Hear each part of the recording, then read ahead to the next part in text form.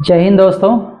आज हम बायोलॉजी के एक नए टॉपिक को लेके आपके समक्ष प्रस्तुत हुए हैं और टॉपिक का नाम है आरएनए के प्रकार, टाइप्स ऑफ आरएनए। आरएनए के प्रकार की बात करें तो आरएनए मुख्य रूप से 3 प्रकार के होते हैं। ये तीनों प्रकार के आरएनए के काम अलग अलग होते हैं, इसीलिए आरएनए 3 प्रकार के होते हैं।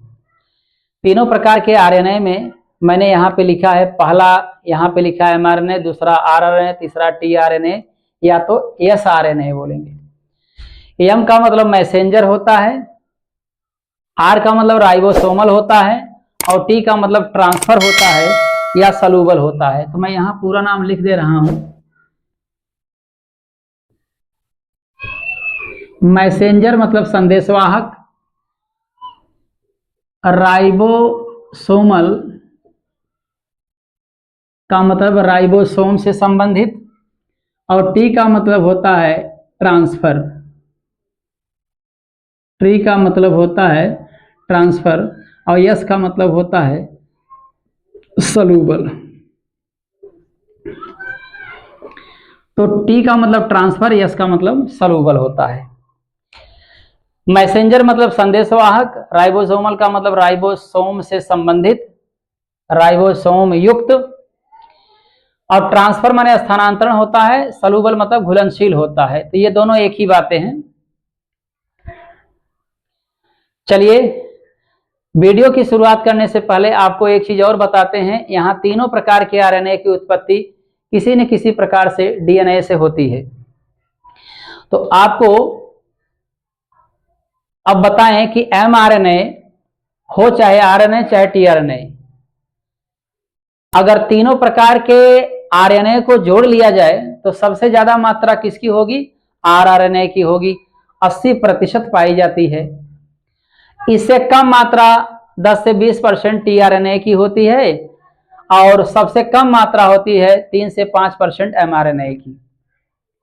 दूसरी बात, ये क्रियाशीलता के आधार पर बात करें तो सबसे कम समय तक क्रियाशील रहने वाला एमआरएनए होता है और इसके बाद सबसे अधिक समय तक क्रियाशील रहने वाला आरआरएनए होता है और टीआरएनए एमआरएनए से अधिक समय तक क्रियाशील रहता है। क्रियाशीलता का अर्थ क्या है? इन सभी का काम प्रोटीन बनाना होता है। जितने भी प्रकार के आप आरएनए देख रहे हैं सभी का काम है प्रोटीन बनाना या प्रोटीन बनाने में सहयोग करना, मदद करना। तो ये प्रोटीन जो बनाते हैं ये सबसे कम समय तक एमआरएनए क्रियाशील रहता है, अर्थात कहने का मतलब सबसे कम समय तक यह जीवित रहता है।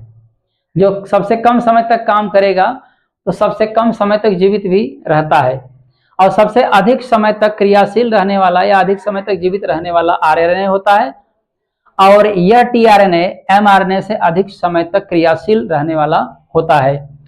इसके बाद साइज की बात करें तो एमआरएनए के अणु की साइज, क्योंकि ये अणु होते हैं, अणु के रूप में होते हैं, तो सबसे बड़ी साइज इसकी होती है अणु की और इसके बाद सबसे छोटी साइज टीआरएनए की होती है और आरएनए की इन दोनों के बीच में, मतलब एमआरएनए से छोटा होता है, इसका अणु एमआरएनए से छोटा होता है। उत्पत्ति को देखें, उत्पत्ति के आधार पर इसकी उत्पत्ति न्यूक्लियस अर्थात गुणसूत्र, न्यूक्लियस मतलब केंद्रक, केंद्रक में पाए जाने वाले गुणसूत्र में जो डीएनए होता है उस डीएनए से इस एमआरएनए की उत्पत्ति होती है और उसी प्रकार से इसकी भी उत्पत्ति होती है टीआरएनए की। लेकिन आपको याद रहना चाहिए कि ये डीएनए के टेम्पलेट पर, जो गुणसूत्र का डीएनए होता है उसके डीएनए के टेम्पलेट पर इसकी और इसकी दोनों की उत्पत्ति होती है और इसकी उत्पत्ति न्यूक्लियोलस में पाए जाने वाले डीएनए के द्वारा होती है। न्यूक्लियोलस में यानी केंद्रिका में, न्यूक्लियस का मतलब केंद्रिका होता है, केंद्रिका के अंदर जो डीएनए पाया जाता है उसी डीएनए से इस आरआरएनए की उत्पत्ति होती है। उम्मीद करते हैं दोस्तों ये वीडियो आपको पसंद आया होगा। अगले वीडियो में ऐसे ही रोचक तथ्यों के साथ आपके समक्ष उपस्थित होंगे। तब तक के लिए धन्यवाद।